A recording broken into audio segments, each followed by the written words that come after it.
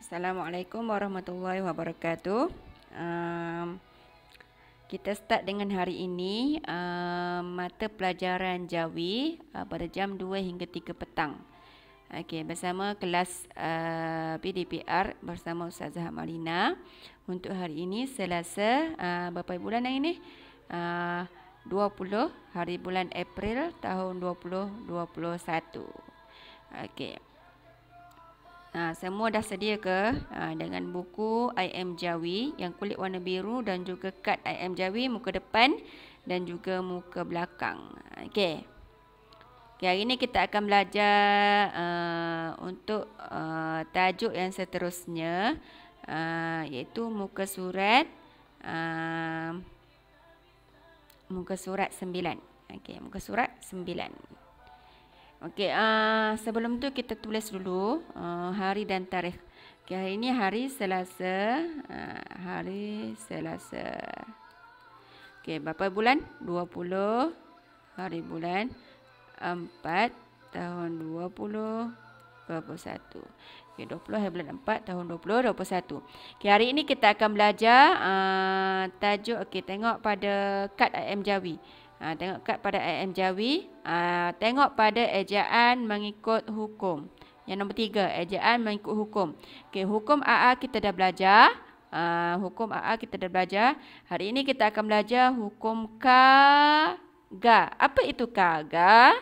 Okey, apa itu kaga? Hukum ka dan ga. Apa itu kaga? Okey, kaga hanya berlaku di akhir suku kata terbuka. Suku kata terbuka tu apa?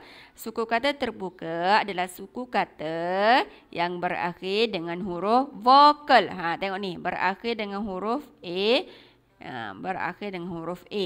Okey, tiada alif di akhirnya. Okey, tiada alif di akhirnya. Macam mana tiada alif di akhirnya tu? Faham tak? Okey, tak faham kan? Okey, jadi kita tengok pada soalan. Okey, hukum kaga. Okey, hukum kaga.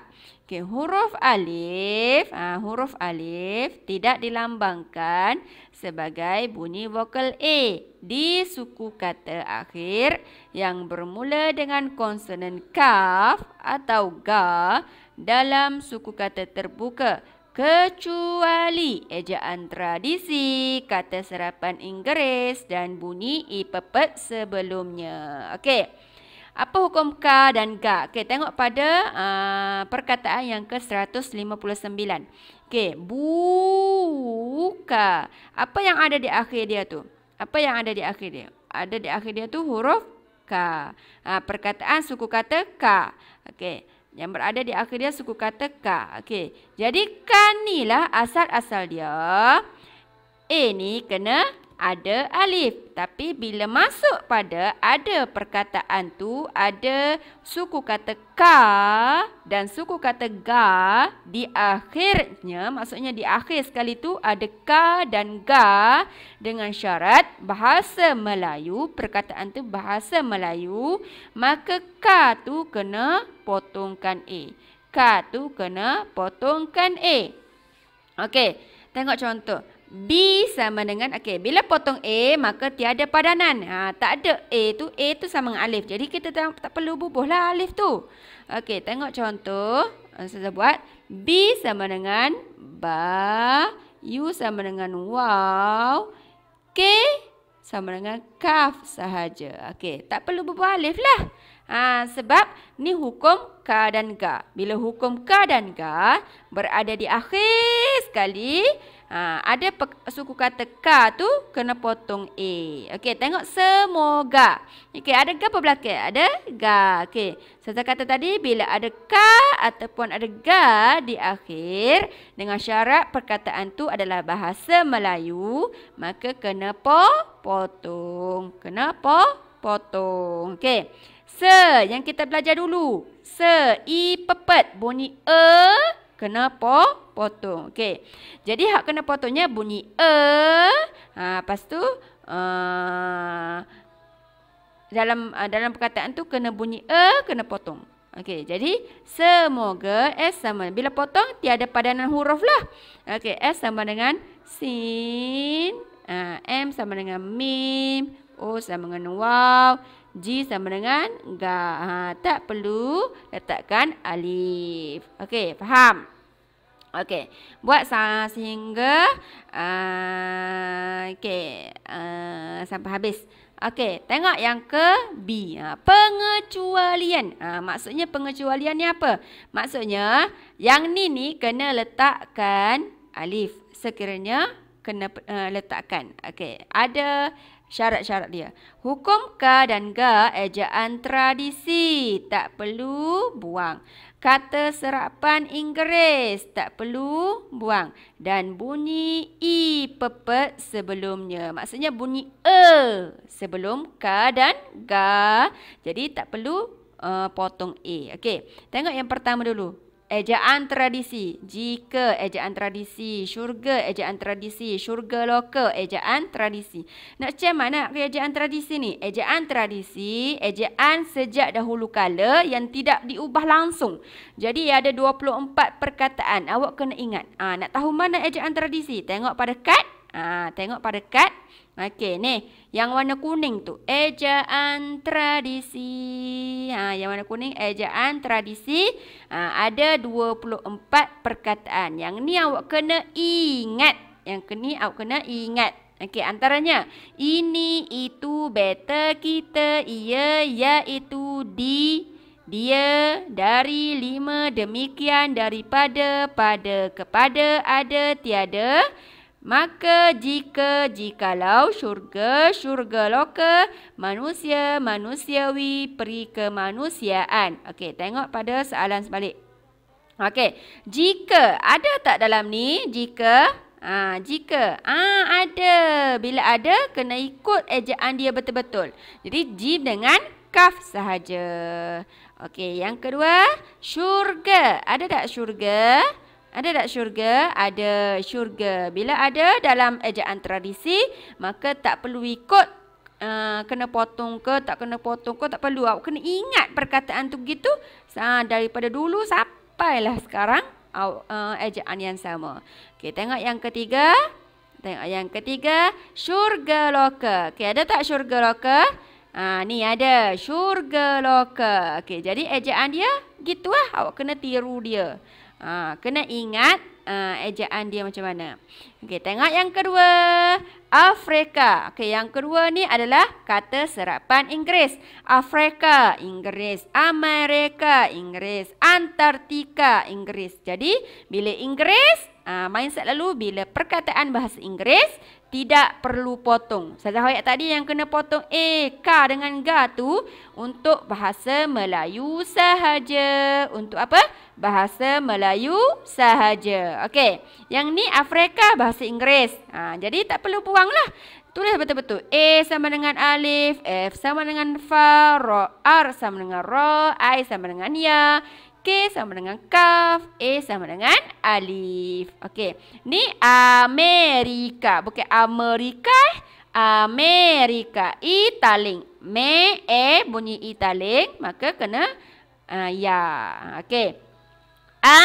Tar ni kena potong. Sebab apa? A di tengah yang kita sebut tar. A tengah suku kata. Kena potonglah. Antartika. Okey.